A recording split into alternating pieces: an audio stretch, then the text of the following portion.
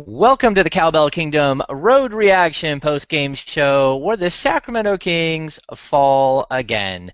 This time, a heartbreaking overtime loss in Miami to the Heat, 114 to 109. Shocking, shocking game. I am James Ham. I'm joined by Mr. Rui Thomas. Say hello, Rui. Hello. There he is, Rui Thomas. All right, this is brutal. Absolutely horrible. The Sacramento Kings are now 1-3 on their 8-game road trip. They easily could be 3-1 on that road trip or 2-2, but no, they cannot execute down the stretch. For me, I don't know about you, Rui, but this game really came down to coaching and execution. I was really surprised that Eric Spoelstra was able to outcoach George Karl throughout the entire fourth quarter when he switched to his zone. And my goodness, you had Andre Miller in the game. You had three guards in the game. I think that Spoelstra just, with no players to turn to, somehow outcoached George Karl tonight. Would you agree with that assessment? Oh yeah, Spoelstra. It was a masterful performance because the Kings started off so hot from outside. They were 7 for 8 at one point, and then in the second half, Spoelstra basically dared them to keep shooting at that rate by switching to the 2-3 zone, which we saw the Mavericks, employ full time earlier in the year. And I'm surprised we haven't seen more teams do it because the Kings, couldn't live up to it. They went 1 for 11 for threes in the second half. And, the zone allowed them to collapse on Cousins. And, it was clear Cousins was frustrated. He was getting smacked around. Tried his best, but eventually fouled out on that questionable blocking call. Spoelstra put, because he was so short-handed, he put Beasley on DeMarcus Cousins. And it was incredible because Beasley held his own. I believe Beasley is only 6'9", and he can't be any more than, 240 pounds. And, he actually held his own against Cousins on both ends of the floor. So, yeah, very unconventional thinking, but, bringing the zone back and challenging the Kings to shoot threes, which they couldn't do. Great job. Yeah, this is really such a strange game because the Miami Heat were missing 9 players. I mean, they had 9 healthy bodies tonight. No Chris Bosh, of course. Bosh has the blood clot issue in his lungs, hoping for a speedy recovery there. Good guy, but a major health scare for him. Josh McRoberts was lost early in the season, but tonight no Luol Deng, no Goran Dragic, and of course no Hassan Whiteside, who missed this game with, I don't know, a broken toenail or a paper cut. This was a I don't want to play against DeMarcus Cousins game for Hassan Whiteside. But, man, I'm so confused with what exactly happened here. I mean, the Kings did get off to a fast start. They had a big lead at half. They looked really, really strong. I mean, Rudy Gay had 18 points in the first half. Ben McLemore had 17 points in the first half. McLemore ends up with only 20 points. I don't know what happened. He was 6 of 10 to start the game. He was 3 of 4 from behind the arc. He finishes 7 of 16, I think it is, from the game for the game. And the ability to stymie the Kings' three-point shooters, I don't even know how they did it because the Kings, when they did shoot threes, they were rushed at the end of the shot clock threes. They were doubling away from the ball. They were doubling DeMarcus Cousins and leaving a shooter wide open. And the Kings never found a way to get the ball to. Most of the time, it was McLemore. McLemore was wide open in the right corner, and we saw over dribbling by Andre Miller and Ray McCallum. Rudy Gay, of course, has a strong game. He finishes with 27 points, 8 rebounds, 5 assists, 2 blocks, but he misses a game winner to end regulation. Just a bad. Just it rolled off the rim. Cousins got the ball. It rolled off the rim again. The Kings had 2 chances to win this thing in regulation. And once that didn't happen, it was like, oh, boy, what's going to happen next? I mean, what do you think happened here, Rui, where the Kings just completely went away from their game plan in the first half and got beat? That 2-3 zone, likely made them panic. And as you mentioned, the over dribbling, I believe, was a big factor in this collapse tonight. The Kings start off this game, the first 7 minutes, they didn't even have a turnover. And then, it started to pick up the momentum in that department. We saw McCallum lose the ball often, Miller, spilling as they were trying to drive in the paint, the crowded paint with all the Heat defenders. The Kings had 7 turnovers in the fourth quarter, which definitely contributed to the Heat, outscoring them by double digits in that period. The ball movement stagnated. You mentioned, not being able to find those open shooters. Uh, they thought that going to Cousins, he was having a great game, but why not stick with the hot hands with the Heat asking them to bomb from downtown. Yeah, I just found this game just really, really baffling. I mean, you're watching it unfold in the fourth quarter, and the Heat, they cut the lead to 5, and it goes back up to 7, and then, next thing you know, it's 4, and you're like, oh boy, and then they take the lead, and it's like, oh, holy cow! I mean, the Kings haven't scored anything forever, and then boom, the Kings come back, and you're like, all right, well, maybe they figured something out. The thing that really I think will stick out in this game to me is that, again, the Miami Heat had 9 players, and of those 9 players, some of these guys are on 10-day contracts. Some of them are on, maybe they've signed for league minimum deals. I mean, they started, the artist formerly known as Bill Walker. Now he's named, I don't know why his name is Henry Walker now, but Bill Walker. They started him. Tyler Johnson played huge minutes.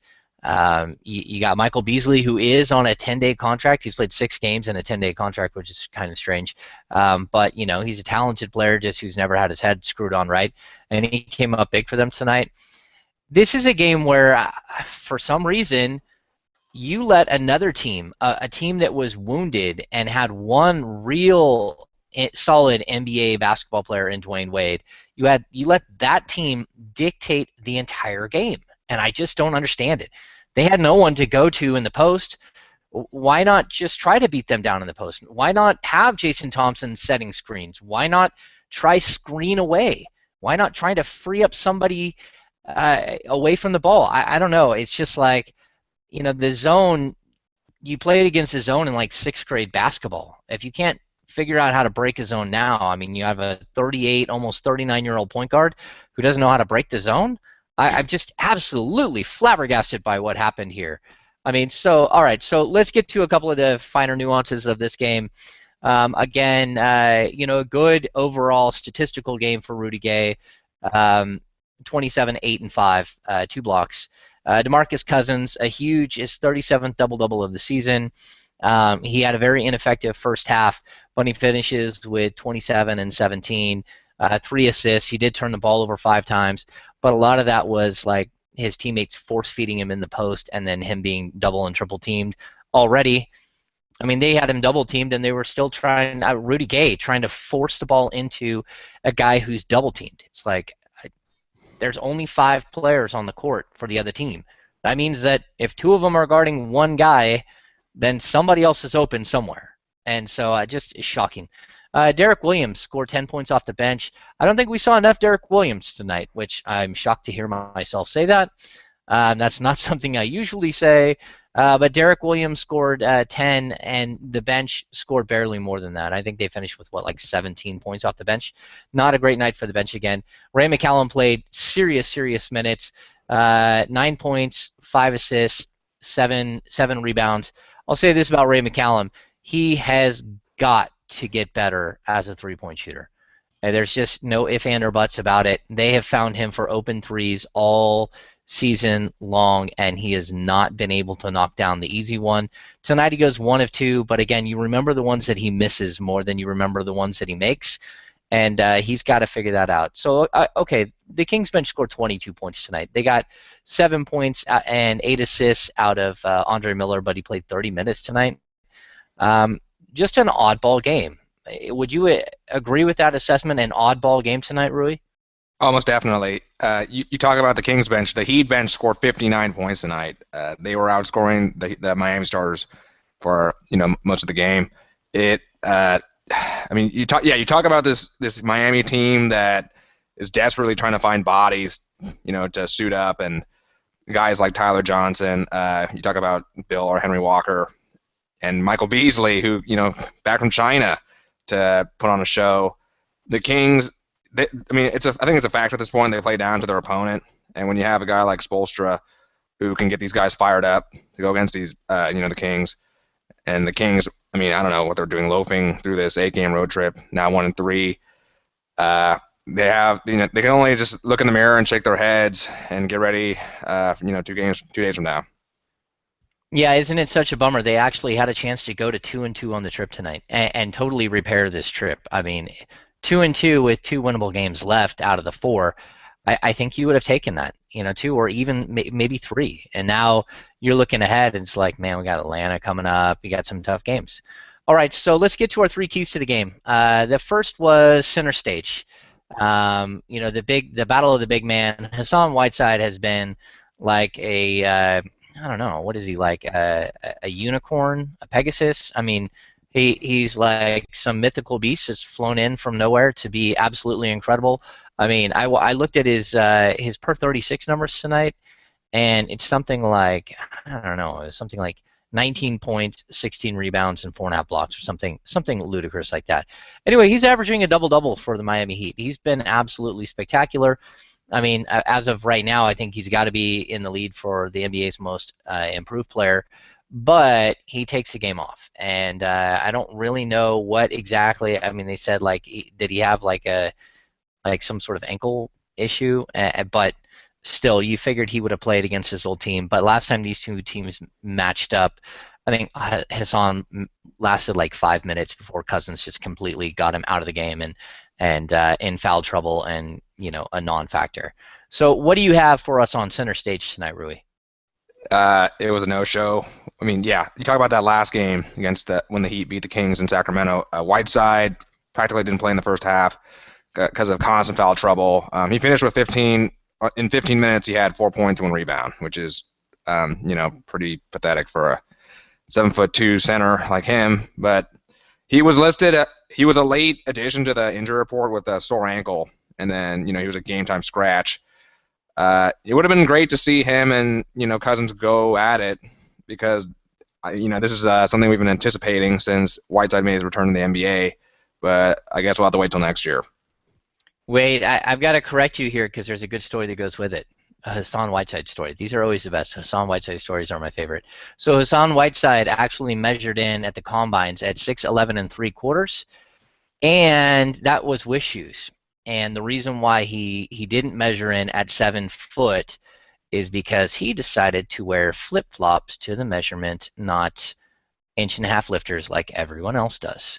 So there's a fun fact for Hassan Whiteside. Not an official 7-footer because he is wearing flip-flops at the combine.